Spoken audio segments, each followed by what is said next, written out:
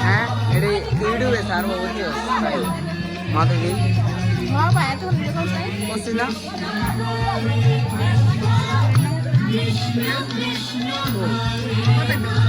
দেখা হইতে হয় না কথা বলবো মাথায় গেছিলাম না মাথায় উঠে গেলাম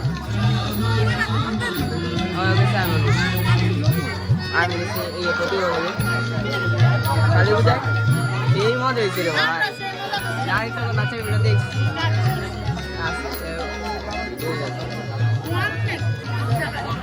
ওদিকে এটা কাকা আর অব এলাকায় যেমন